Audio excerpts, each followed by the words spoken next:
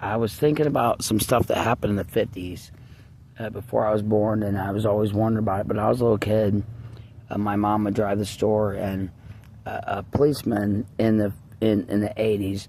Some of the cars they didn't have. I'm not a brown nose to the police, so who wants to talk to the police and be in trouble for hours, or like get stopped for and delay your, your ride or whatever to the store an hour. But I definitely am not going to beat them, and nobody can hardly outrun the police if you are in trouble. But anyway, in the 50s, a lot of the junk cars, the odometer would read 10, 20, 30, 40, 50 miles an hour, and the police did not have radar guns, because in the 90s there was a song, it was a rock and roll song, it was a classic rock song, it was a good dancer at the bar. It said, I'm having fun, I got a minimum wage job, but I'm having fun with my radar gun. It was kind of a good song to dance to in the 90s, but not one of those memorable hits that everybody remembers. But anyway, because in the 50s they didn't have radar guns, but some of the junk cars that were like an older model, the gas gauge, or the speedometer gauge would read 10, 20, 30, 40 miles an hour, and anything between you kind of had to guess how fast you were going. And then if your parents or whatever had kind of a better car, it would say 10, 15, 20, 30, 35, 40 miles an hour, and then you could tell where the needle was. A little bit better than some of the really junkers back then. But back in the day, if you had a big V8 car, that was a huge, they called them like, what was they called? A V8, what was they called? Crown Royal boats, or they had other ones that were big boats. I can't remember, LTD boats. They were super long. The roads have not changed, they're the same size, but if you're at a stoplight, because a couple of people in school had them, if you turned left or turned right or was at a stop sign going to go right, well, you could go forward, and that's about the only way you could go.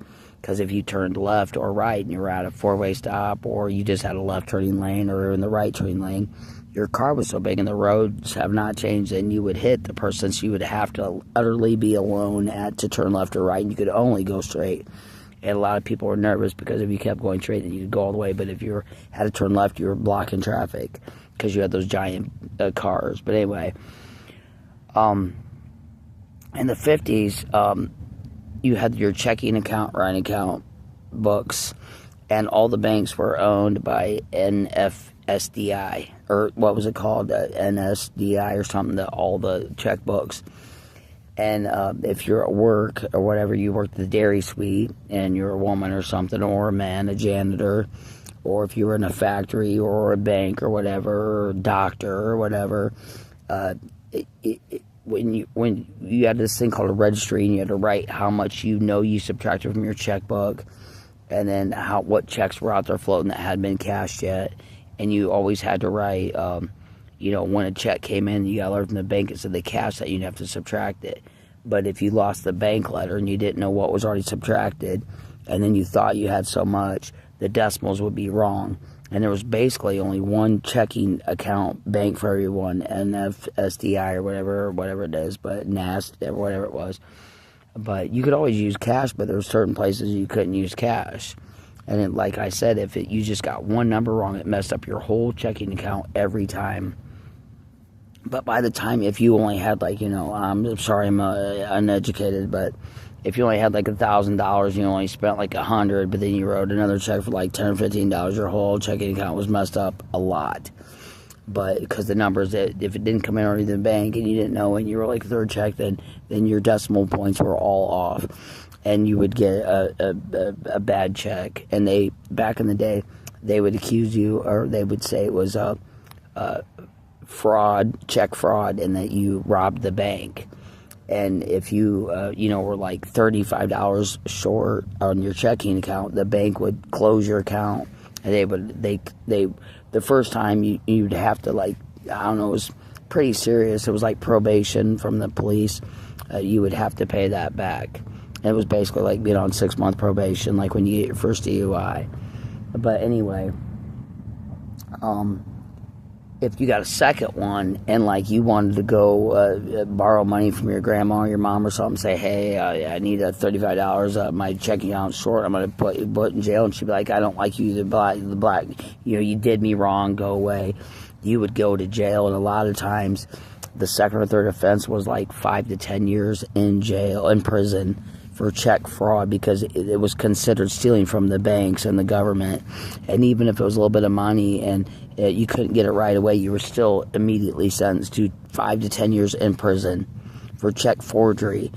And if like you had a wife and kids or whatever, like in the 50s, and let's say you had newborn babies or toddlers, and your wife was a stay-home mom, but you were, at work, whether, like I said, doctor, whatever, wherever you worked at as a man, you had to stay there all day. And if the checkbook was off, you couldn't, and your wife had to stay home with the toddlers and couldn't leave them alone.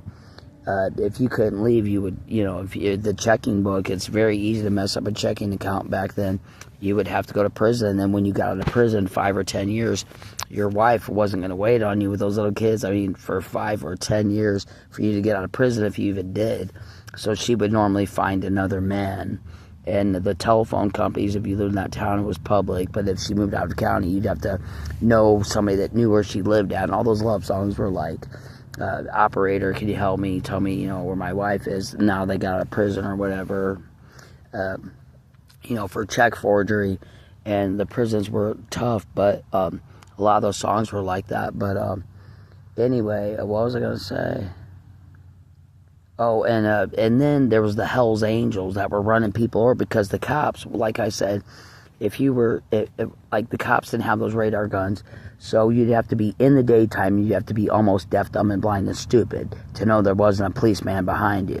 But the policeman had a job to do too, because if you're at a stop sign, you could have gotten an accident with somebody, and then you were wanted for hurting somebody, because back then you'd go through the windshield and be seriously hurt.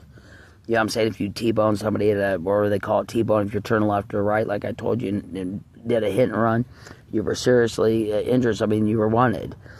But, and then the police had their job. They had to, like, certain people to do, but they didn't have a lot to, or they didn't know, they'd have to do a traffic stop, but you'd have to be deaf, dumb, and blind, because without those radar guns, the police would have to be behind you, like an old lady or something, for 3 or 4 or 5 miles. And they'd have to almost be a stalker, like a love stalker. They have to be right behind you and do the exact same miles an hour as you, but not move, like when you're towing with a rope or a chain. And they'd have to go behind you like 2 or 3 miles to make sure it was pretty accurate, so people didn't get angry back when they had to pay the ticket with possibly a checkbook. You know what I'm saying?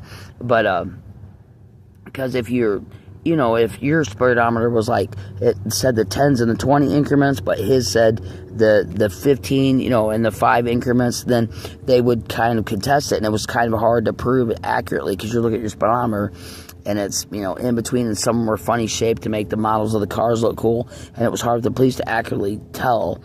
But anyway, and then if you got an accident, but then if you got, if you had a right check, you were in jail for like 5 or 10 years, and with the telephone lines, the public and the private, if you moved out of town, you could never look up to call the operator and say, hey, my man lives over there in a different state, but I know exactly where he lives. And they're like, well, you have to go there and find out who it is. And if you had a private number, didn't want to be bothered, then you'd never be able to find that person again.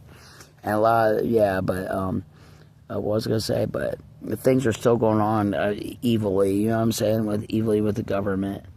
But I was just thinking about all those people that, because that song Quiet Riot, when I was a little kid, I used to think, I had a phobia of writing a bad check and, getting check forgery.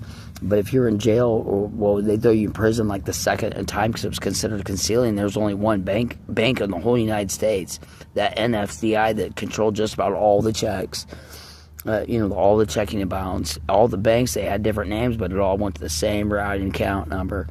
And like on the second or third time, if nobody would loan you money, like if they thought you were ugly or something and didn't loan you the money, it was considered check forgery. And you would do automatic 10 years in prison, or 5. I mean, if you don't believe me, you can ask somebody. But and then your wife or something, you can take off from work every 5 minutes to run to the bank, but your wife's got the toddler or something, she can't throw them on the floor, and they're in diapers. And that's what happened to one of my friends. She's dead right now, but she was taking care of the diaper, or the kids, and they were like, like 6 months or something. They were kind of still in diapers late. and her husband, they didn't have the money, and they were living, and he went and robbed a store, and he had to go to prison. But yeah, because of that. And I always wondered why she did that. I thought she was being evil, and she wasn't. And then he died in there. He got murdered or something because he had to do 10 years for robbing a bank or a grocery store for the diapers. She told me it's for the diapers. But she felt bad because he died, and she loved him and stuff. But yeah, he died in prison because he had to rob it for the diapers. There's nobody that would loan him money and said they were smoking cigarettes and looked like, hoodlums or whores or whatever. But yeah, that's my stupid story. But if you can... it took me a while to figure all that out, but if you listen to some of those old classic songs, and they're like, operator, I can't find my wife, and back then, the Social Security numbers and the names on people were, a lot of people didn't know who their fathers were, and they were handwritten in cursive if you can read the cursive, and so were the Social Security numbers. But they tried to change out with typewriters, but like I said, the government still makes evil mistakes. But that's probably why there's so many baby boomers or something that are so full-hearted, full of love, because there were so many people, because they were older than me, that figured out that, if their dad hit somebody, and then the Hells Angels always driving around trying to kill people. And you know what happened? Well, what I got the story was, John Lennon, the Beatles, he'd already had 2 or 3 families. He just wouldn't talk to them. He had Julian Lennon, then he had those other 2 kids with Yoko. And people hated him so much because the Beatles were always like, I got perfect love and perfect money, and he was like in the streets, and somebody shot him in the back because they couldn't get love. Like, they didn't have a house, or they were ugly or schizo, and couldn't get love, and they shot him in the back. And then you had the Charles Manson stuff, and then you had the Hells Angels and the police who didn't really accurately know how fast people were going. Then they had caffeine pills back then that were considered kind of like cocaine, mini thins, or the caffeine pills that you buy at the drugstores, NoDoz or whatever. There's caffeine pills for truckers that stay awake at night delivering groceries or furniture to your house, so they wouldn't fall asleep at the wheel. But you had the Kennedys saying, well, we're 8 kids and we're super rich with a New York accent, and we're presidents, and all the girls, all your wives going to be sitting around taking care of the kids in the diapers, and they're going to be, thinking that we're hot and sexy football players from New York on TV, and you're going to be at home or at work worrying about your checkbook, worrying if you're going to go to prison for 10 years. And that was like the 50s and the 60s. And, they shot John Lennon in the back because he was a hypocrite, saying, we got perfect, pretty music, and your wife will be at home singing this daydreaming and watching soap operas, and you'll be at work wondering if you're going to go to prison for a bad check for 10 years and a padded, quiet, riot rubber room. But it's not quite like that, because there's no, White Houses for free. There's no mental institution life for free, and prison is definitely not good. But yeah, I thought of that, trying to figure it out all these years, and I figured it out later.